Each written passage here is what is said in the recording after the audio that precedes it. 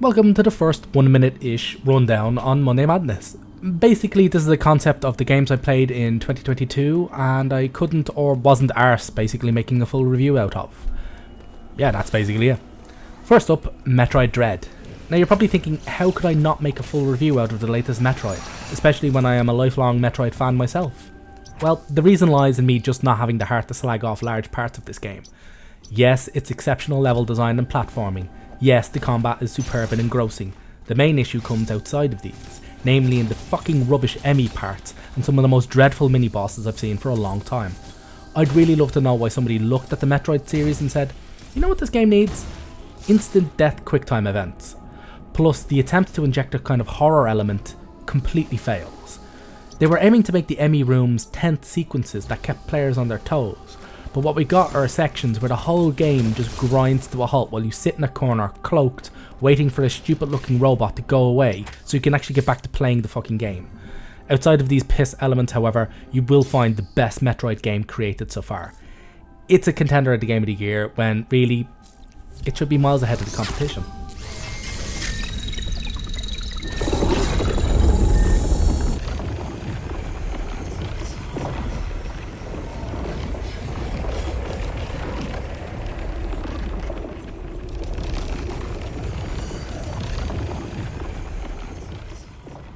Tharsis.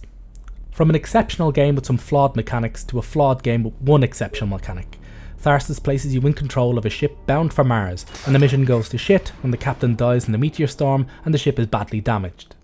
From there, you're scrambling against turn after turn of ever-increasing disasters on board to keep the crew alive and the ship held together. The core concept of using dice rolls to determine action points is great, but the number of skewed, unfair dice rolls completely annihilates any sort of tension the game may have because you're almost always going to hit the danger numbers. Do 3s carry a void penalty? Well, you're rolling 3s then. In fact, the only time I ever rolled 6s in Tharsis was when I was in a room where 6s carried an injury penalty. I'm a lifelong board gamer and I've never rolled more 1s than I've ever done playing Tharsis. The urge to just redo from the beginning is high, as it's easy to tell when a game has become unsalvageable and then you'll just restart or most likely quit altogether. Tharsis quickly loses all sense of peril because failure is such a constant it loses its sting. The reviews of the game I've seen are torn between people who despise the difficulty and those who love the core concept. I'm both. The dice concept is very good and it was the main reason I even bothered to install the game in the first place. But after playing this for hours, I can honestly say it's probably one of the worst games I've ever played. There's never a good sign when cannibalism is one of the main selling points of a game. Look, a space game where you can eat the other crew members. You're not meant to do that, you silly bastard. No, it's a terrible game and I fucking hated it.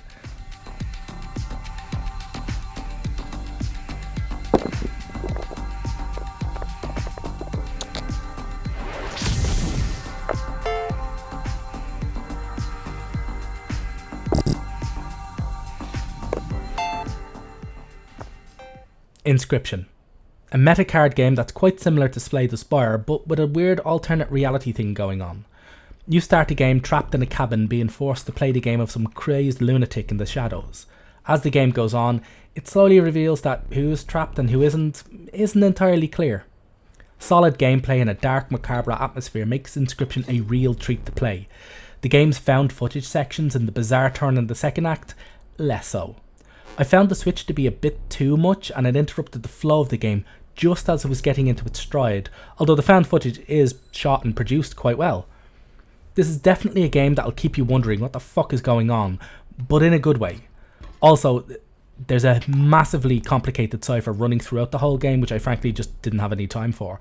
For the most part, the card battles are quite good, and with a bit of thought and luck, they're easily nerfed, allowing you to just blast through huge chunks of them. By the way, that's by design. You're meant to be able to do that. The bosses are a bit trickier as they all seem to be able to make up their own rules, and you'll only really fail due to their ability to play high level cards right off the bat, which can get tedious at sometimes. Inscryption is definitely worth a look as there's really no other card game like this with this odd a story, and it's a very good story. Its indie cracks do show at times, but the quality is more than enough to plaster over them and keep you hooked. I'd definitely pick this one up if you haven't already.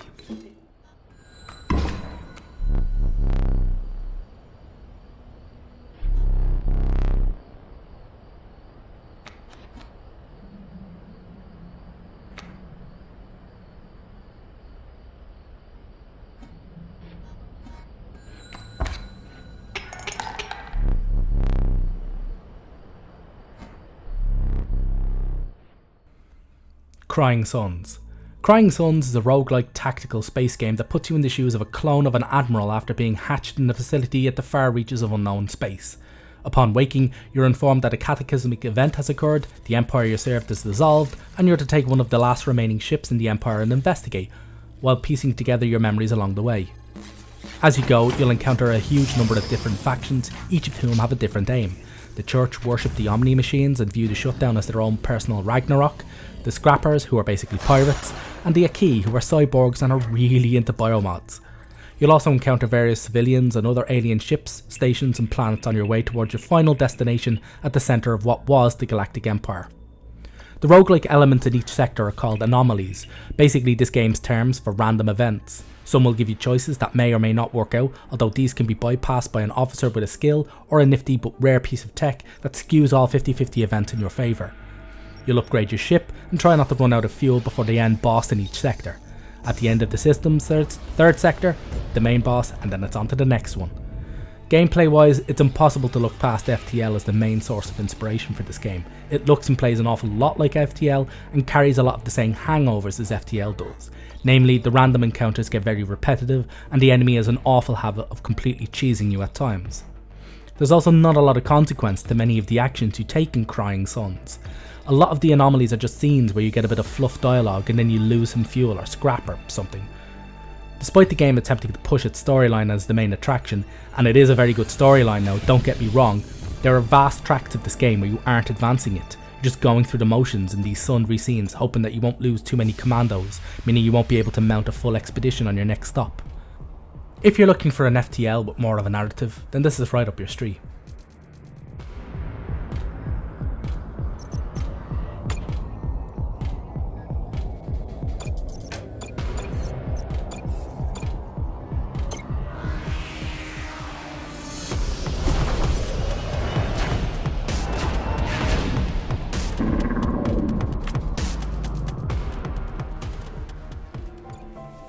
Tormented Souls. A decent homage to the survival horrors of the 90s, Tormented Souls is an enjoyable enough game that seems squarely aimed at nostalgic genre purists. Despite being billed as a modernisation of the genre, all the mechanics are just as antiquated as the games it claims to be honouring, and the graphics aren't that much better either. Absolutely terrible voice acting and a story that just completely falls to bits towards the end don't help things either. Thankfully, it's helped out by a chilling atmosphere and some very inventive puzzles. It's a shame Tormented Souls is as unfinished as it is, because there's the roots of a very, very good game here. I can't recommend this over any other survival horrors out there around now, like Signalis, but if you're looking for some nostalgia gameplay that won't bore you, get this one on sale.